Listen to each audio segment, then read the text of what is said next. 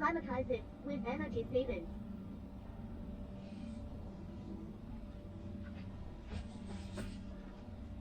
Hello folks, so this is a trip to see how the experience of the self-driving car is from again, my previous video was about the experience from the driver's point of view as to what they would do differently. I'm trying to do the same thing again for a night based driving. What would I do differently? At night, perception is a bit different,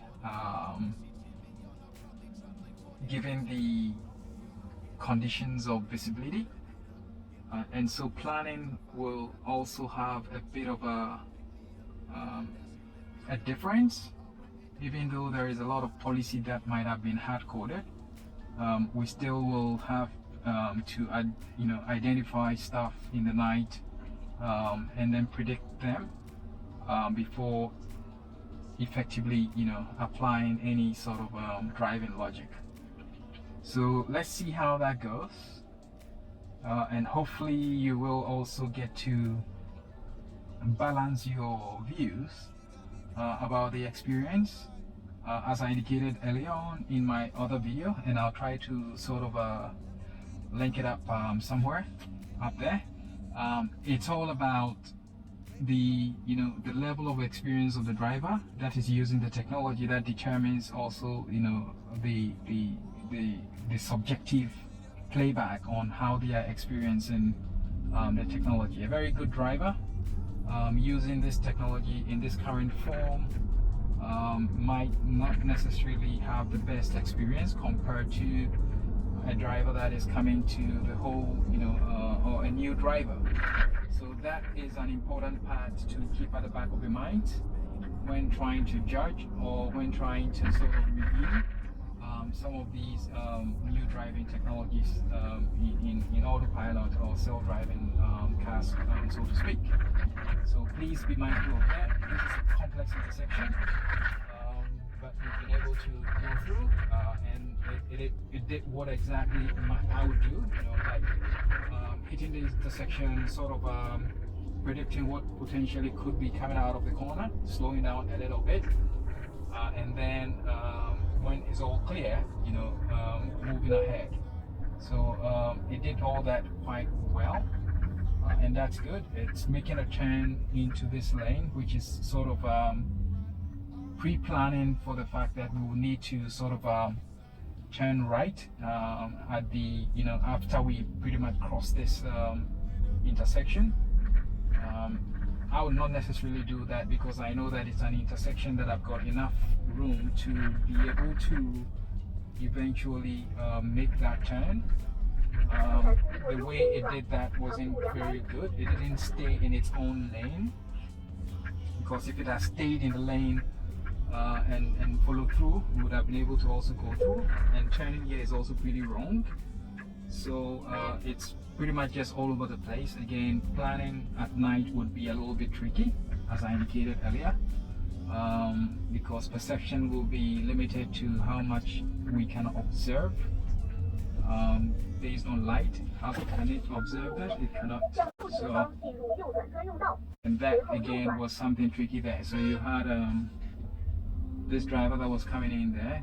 I would have seen that already and predicted that the driver cutting through and stopped early. Why didn't he stop? It's not explainable with any good reason, because forward facing cameras, the side cameras would have complete visibility of that. It's one of those cases that I keep talking about, that planning and decision making to effectively actuate the the control of the car are not really well optimized to address the real-time changing circumstances on your ride. So if everything was going according to plan with regards to lane markings, people leaving adequate room and nobody cutting through, I think the technology is okay. But in the real life situation, real life circumstances, that is not the case, right? So the ability to plan and replan, factoring in a lot, and then it stops in the middle of the, in the middle of the zebra crossing, which is completely wrong. It actually stopped on the zebra crossing, which is ridiculous, right? That's one of those things you should have as a policy, like never stop on zebra crossing, right? And how you manage that is to make sure that planning before you get to the zebra crossing is very sharp, is very good. Okay, it stopped on zebra crossing, and of course, in any emergency situation, stopping on zebra crossing is understandable. But that was not an emergency situation because you could have planned before that. Again, here I wouldn't make a turn to this lane, right? I would definitely be on the other lane that it was on before, and continue through, because at this particular intersection, all lanes go forward, and before we hit the next intersection, we are almost like 500, 600, kilometers away, or 600 meters away. So it makes no sense that by policy the car is now executing an instruction that someone has basically hard coded that you should be in this middle lane. It's not making that determination based on the actual data on the road. Again, if we look at another data point, you would have seen that if you're really perceiving the road, there are a lot more cars in this middle lane. So part of the idea in driving is to distribute, right? Is to distribute cars across, so that you effectively have a well occupied or a good set of occupancy across all lanes. But I didn't do that. Now, after the intersection is back to this particular track, so the question then is, why would I want to change? Why did I change over there, right? And that's what you would ask perhaps anyone that is, if they were human and driving. So there you have another, a clear indication that the logic that is managing the use of the inferencing technology is not well optimized, and that needs to be reviewed exhaustively to remove all those kinks from the the XOS platform. In some cases, you can see that they have removed that handicap by way of human coded logic, which is good. But in many other occurrences, you can see that that logic still remains, like someone pretty much locking that in there in order to make the car sort of behave in a way that perhaps meets the other cases that it would effectively need to execute similar type policies. So these are, again, all the things that affect the overall experience, especially if you have a good sense of driving, or if you've got a pretty good experience in driving. I'm not saying I've got the top-notch experience. I've got basic experience with driving. At least been driving for a little over 26 years. So at least I can, to some extent, be able to say that the experience is not very optimized for all. It's not a fine experience, that gives you that comfort of saying that the technology is good enough for it to be left unattended. This is an attended technology anyway. This is basically an augmented capability for driving or for a driver, so you cannot fault it at all as well. Okay, so it changed lane here and it's changed lane again, and that goes to the point with is it that perception at night is terrible, or is it again an issue of planning logic that is not good enough at this particular point in time? It's very erratic the way it changes lanes, and the logic that was supported by way of the data points coming from perception do not match. There's a complete disconnect between the data that is coming through from cameras, from LiDAR, from radar, and how it's actually behaving, even including the fact that perception of the behavior on the road do not exactly merit those lane or those erratic lane changes. So that brings to a point the fact that the technology itself, or this particular technique by way of use of these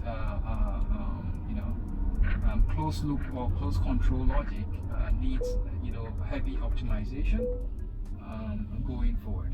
Now it's here, we need to change lane to that. It had the opportunity before this truck basically stole the space, and is struggling to, whilst trying to gradually sort of slide in there. Well, it's eventually able to do that, I think, because the car behind is patient enough. This level of patience is not going to be something that you find everywhere else, right? The guy is patient, he's not hooting at me, which is another level of decency that you normally have within Guangdong province, or especially in Shenzhen. In other locations or in other cities, you might have the guy hooting at you or driving to cut you off because you think that you're doing something silly on the road. Again, so all those kind of circumstances, it's typical of what you would experience, for instance, in a Western country. Nobody has the patience for this kind of nonsense. So when this sort of thing emerges, it sort of creates the impression that either the person driving the car is a learner, or they are just shitting around. But the experience again can be refined. I think there's room to refine these driving logic, and then improve the overall feel. Now that was a very sudden jerk braking. If you look at the speed, sometimes it's very erratic. We were just going about 25 there, and then just dropped to 14 km per hour, which is very slow. It's now navigating that it's going to turn right, or it's going right, but it was steering left. Again, these are some of the things that eventually emerge as concerns. Why is the car not signaling correctly? Okay, I have to disengage because it's all over the place. Wants to be here, wants to change lane. It's not clear exactly what he wants to do. Almost behaving like that guy there. So I had to certainly disengage, and I will engage it now.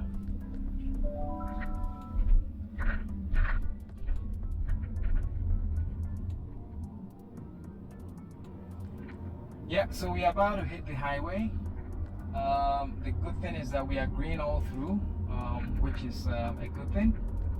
Means that we should be able to clear the highway in a little less than 45 minutes. With traffic flow being this good, I expect that at least that would mean we could have a smooth ride, and hopefully that also translates to a good experience, versus if there was a lot of traffic, you would then be seeing the car in its real elements trying to struggle with the conditions of the road. But the good thing is that this is looking all green. We've been able to enter the highway, and it's signaling to want to make a lane change to go into the faster lane, which is good. Will it be able to make that? There's ample room to do that. The car behind isn't so fast. We could have basically been able to slip in there if it was me driving. Well, it's managed to do that. So it sped ahead, determined that the space was available, and this particular track that we were on before is actually an exit. So the fact that it's able to now get into the fast lane is a good thing. You don't get trapped by that. So yeah, so that was okay. Let's continue to observe and see if there is anything that again pops up as something that is irregular. I will, occasionally be quiet so that folks can just observe where the experience is jarring or where there's a disconnect in how I would do it and how the car is essentially executing it. I will talk through those. All right, so yeah, here we go.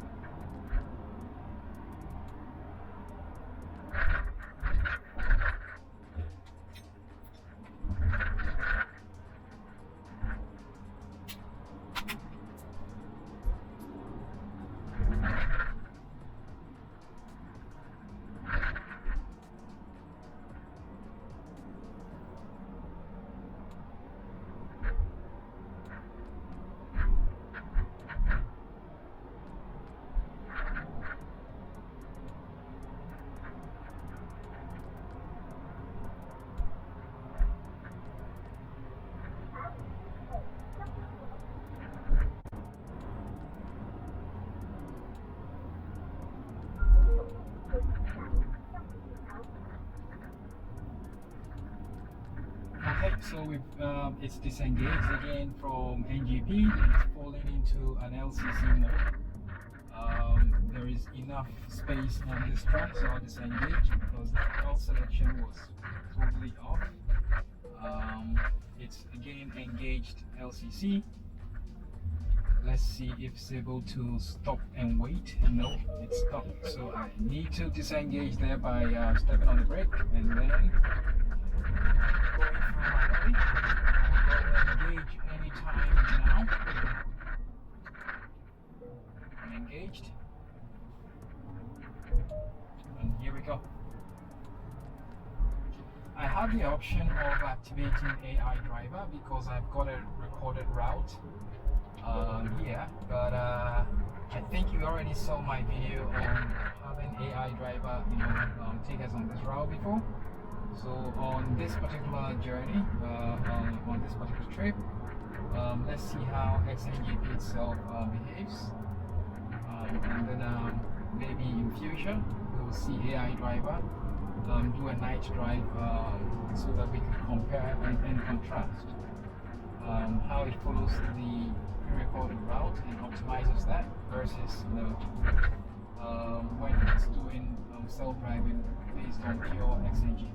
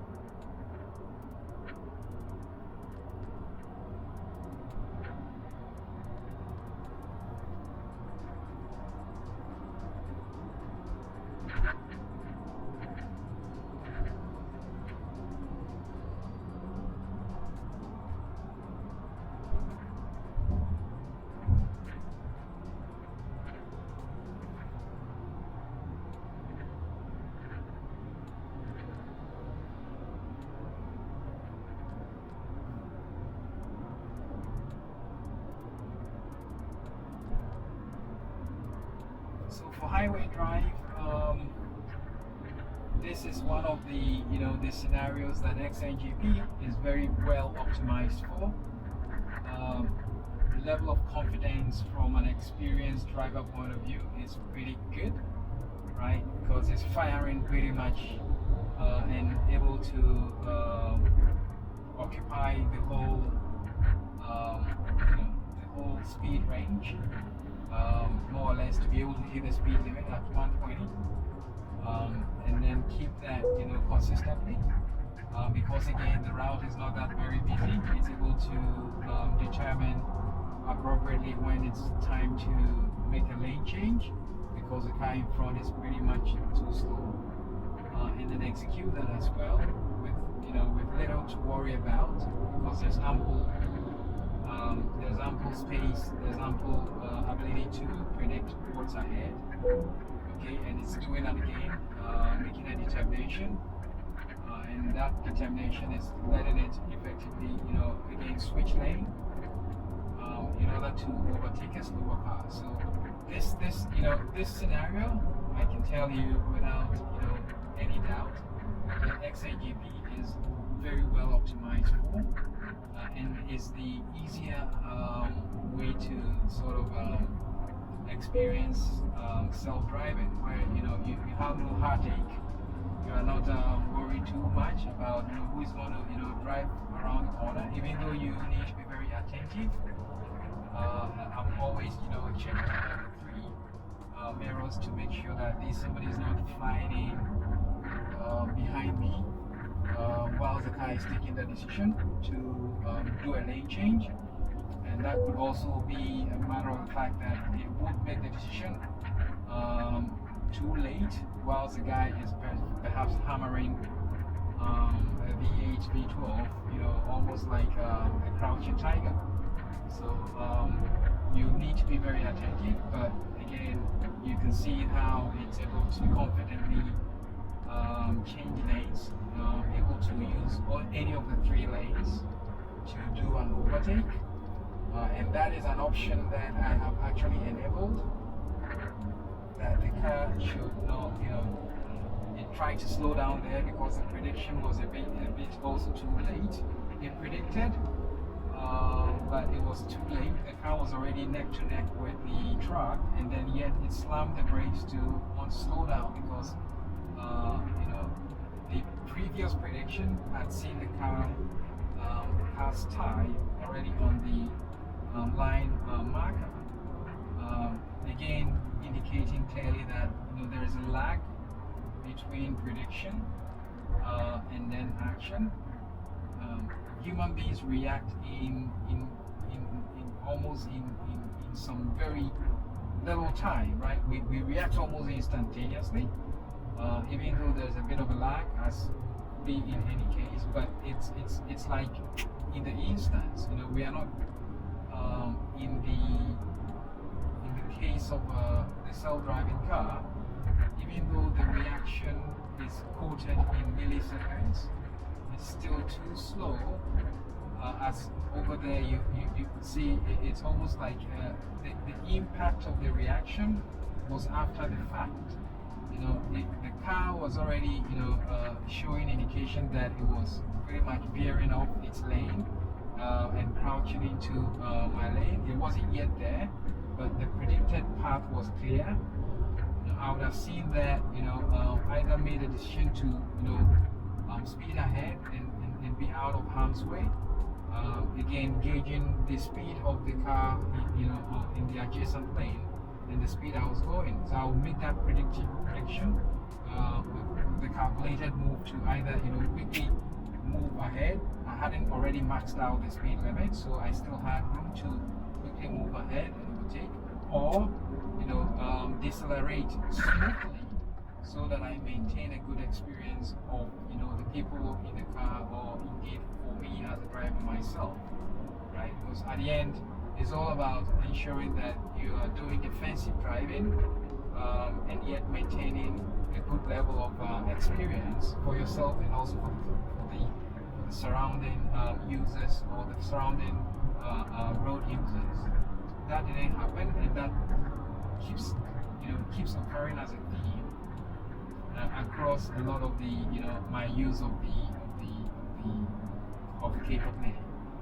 So my hope is that at least that gets optimized, hopefully, and that can certainly improve the experience of the car if the time between prediction and then control logic actuation for the driving is optimized to reduce that lag. This car is equipped with 508 tops. I talked about that before.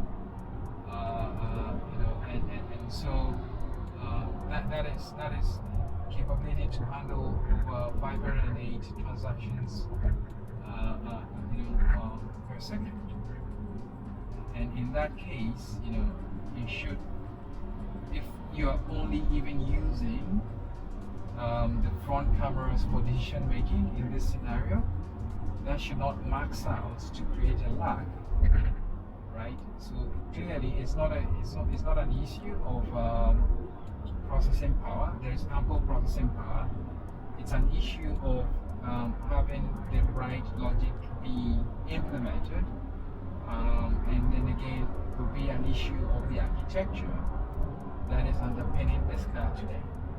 So if the architecture is such that there is a delay between perception, or there is an overhead that has caused a delay between perception, sensor fusion, so to speak, and the analysis decision to make a decision to drive left, right, slow, whatever, to actuate any of the driving controllers, then we've got a big problem. That means that the promise of the XAE architecture that Xpeng indicated would enable have a control unit or the control logic, a centralized control logic that would enable better experience, has actually failed to live up to the expectation, and that would be one of my suspicions, right? The architecture now is itself a handicap, even though it might be providing certain advantages in certain scenarios, like advantage in reduced cost to manage all compute from a central processing unit, and then have that central processing unit be distributing the decisions for each of the controllers to each of those parts of the car. So the architecture perhaps is the real cause of the actual lag, rather than maybe the software itself, right? So there is an opportunity here to have Xpeng rethink the architecture. Maybe that optimization has been done with the later releases, but it is a big current gap that actually makes the experience on highway quite tricky to manage. And I'm sure they are trying to solve this from a software point of view, right? But there's so much you can do with software if the actual architecture that is underpinning the software is already having a flaw, right? So you have an event bus system with one event bus that distributes information or events to all the other controllers. It's also the single bus that is also accumulating events from every one of those sensors. You end up having a bottleneck, and this is the architecture that Xpeng promoted as the architecture that is going to sort of be their next generation to the previous architecture, and was supposed to be first launched as part of this particular model of the Xpeng family of cars, which is the Gina. So in that state, it is really in a very tricky sort of dilemma as to whether to announce the fact that it's changing architecture, or it needs to sort of work with the architecture it's got now, because you definitely optimize your supply chain to support the architecture, right? And so it's going to be very challenging changing the architecture almost at this particular point in time. Okay, so I'm trying to make a decision to change the route. I've done that change. Let's see how long it takes to have that change in route be effected on the road. Okay, so it's determined that we need to make a switch lane, but it's guardrail based on the road marking. It's finally been able to, because we've got now broken lines that allows us to do so. It's falling out of NGP now. It's now in LCC, meaning that it's not going to be able to make this unless I take over. So I have to, and unfortunately I need to cross this line, which should not be the case, right? So yeah, so sometimes this is what happens. Road conditions do not allow to realize some of the map changes or route changes that you might make. So you need to make that route change way ahead of encountering the point at which you actually do the change. In this case, I'm always going to recommend to folks that you need to make route changes maybe 2 kilometers before you hit a specific exit, in order that the handoff is smoother than we had now. It will still fall back to LCC once you enter a new route or you change the route plan. But at least it would re-engage before it hits the 1.2 km policy that has been established in order to successfully be able to engage that exit, so to speak. Another thing that I think I'll speak about is the fact that the fallback is something that is quite strange to me. It gives you a sense that there are two logic systems that are running in the car. One logic system is either being included as part of the supply of the of the self-driving kit, and I'm suspecting that comes as part of what NVIDIA would be supplying for the driving stack or the self-driving stack, and then the other bit, which is the what is being touted as the NGP capability, is an additional wrapper that has been implemented as part of the XOS stack. So what happens now is that the handshake is quite raw. You see the car actually back out and has to signal that it has backed out, and wait for some time before it re-engages it. And I think maybe this might not be the case with FSD. FSD's capability to handshake between LCC and FSD keys would only be pretty much okay. Now it's again slam the brake there, it's erratic, so I had to sort of engage it, disengage, and I would re-engage once I cross the traffic light. But yeah, I think this is obviously something that I've shown several times, that the ability to get through the toll gates, or to sense the tolls and basically be able to navigate through both day and night is tricky. So even though Xpeng is saying that this improvement has happened, and I do think that there has been some improvement, the improvement is not significant enough to actually merit having to talk about it or to perhaps to announce it. But there is being some improvement sure, not significant though. In the release notes, it was made clear that it was a good set of improvement to this ability to perceive or identify the edges of a toll gate and also be able to smoothly be able to go through. But in reality, it is not the case. The perception is still holding it back, or planning is still holding it back, or perception planning. Those two stages are still holding it back, and so the feedback loop that supports being able to actuate pretty well is still not the best.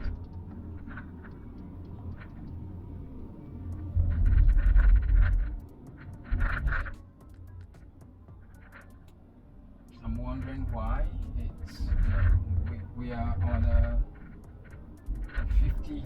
Okay, it's now sort of getting through that. I'm going to also try to do another change and see how it handles it. I'll back out of XNGP altogether, which will mean that it will fall to pure LCC after it has made this lane change, and then I'll put in a new route and see if it's able to handle that smoothly. I'll do that after perhaps we get to stop at the traffic light, and let's see if by stopping at the traffic light and disengaging, it would kill the whole car's engagement in LCC mode, or it will stop and then allow us to do that. Let's see. So I'm going to exit. So I've done exit. NGP is indicated disactivated or deactivated, and then we can see that LCC has taken over, and there is the LCC symbol. Now I'm going to punch in a new location, accept the location. Okay, the location is accepted, and let's see, NGP is not going to activate back because it seems there needs to be motion to enable it identify. And again, this is clearly another way for you to determine, or to see that the actual implementation is two different stacks, right? So if it was one stack, it should basically be able to, switch from LCC to NGP straight out, right? But it's two separate stacks. So the handoff from LCC to NGP needs to be based on the fact that the car has determined that there is motion, and the mode has been enabled, and so it then goes ahead to then pick on it. Route selection, again, as I indicated, is already very poor, so we cannot complain about that. We know that that's the situation. I wouldn't be here for sure. I'd have maintained that. Even LCC, in that case, is failing to apply some sort of smooth transition at an intersection, and that was a pretty straight intersection, right? Now, I'm not too clear exactly what he's doing here. I have to disengage because that guy is over there and hooted at me. So I had to disengage. Now he's engaged back. Yeah, it was struggling because of those guys that were cycling. But those guys were not actually cycling in the lane, right? They were actually cycling on the other lane. The occupancy was such that he could have been able to navigate around those guys pretty well. And so that didn't happen. It was struggling to select a lane, whether it should keep that lane, navigate around those guys, or it should switch to the other lane. It has signaled that it wanted to change lanes, but the experience there was beginning to get a bit discomforting, and there was a guy already in my blind spot, which meant it was going to sort of be tricky if I didn't take over. Just here, there, it actually did a double lane change.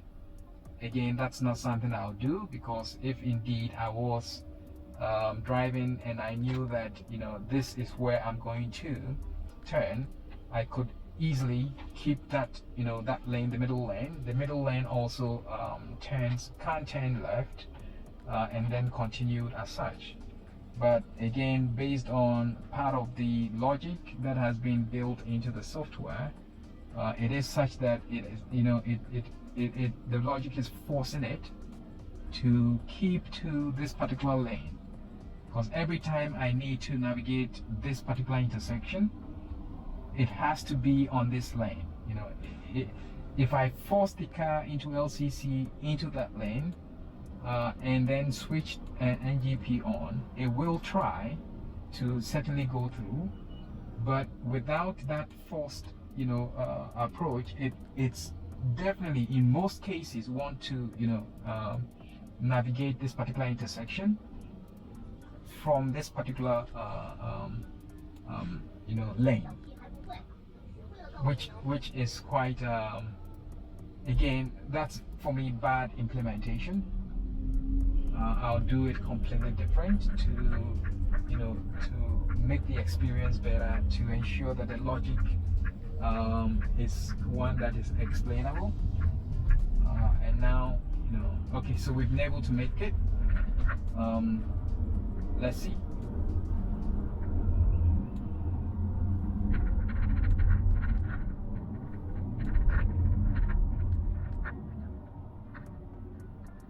Why is it slowing down? Not sure why.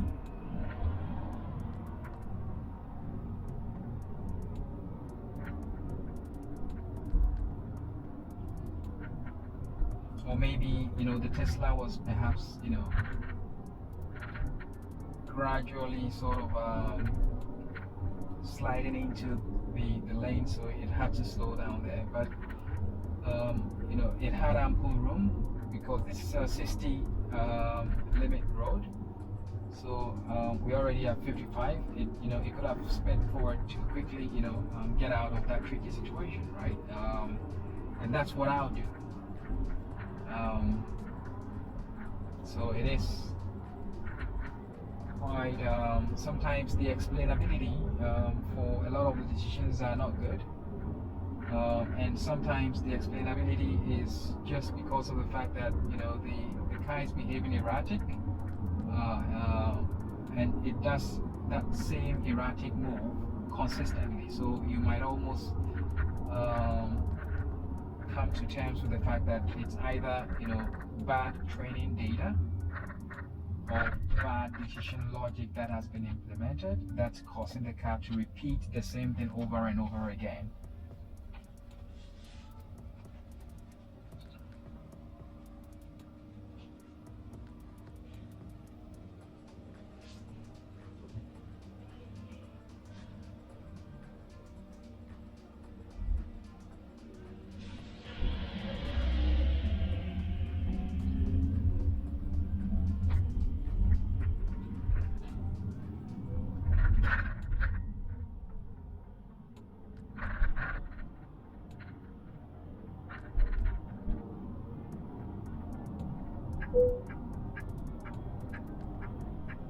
Right, we are about to turn right. Ahead of that, it's made a change of lane, and hopefully we can navigate this turn smoothly. Well, I've done this a couple of times. It's able to do that, except of course, it's a bit like what it's doing now. I would have, moved in there early, but it did that pretty late, just when it was just at the actual entrance.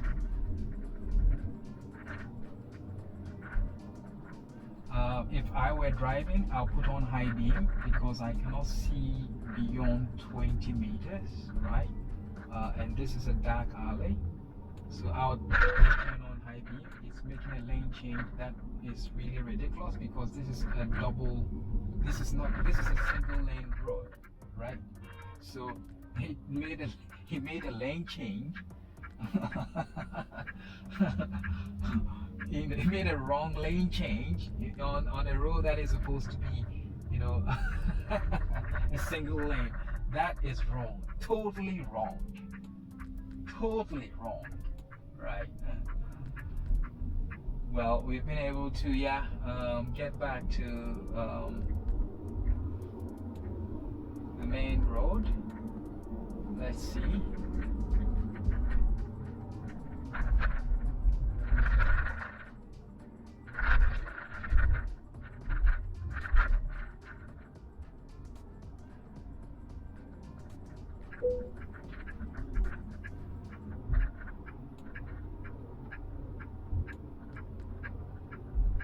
You can see from the way it handles the steering, and you can see all these twitching in and again you don't understand exactly why it decided to slow down there.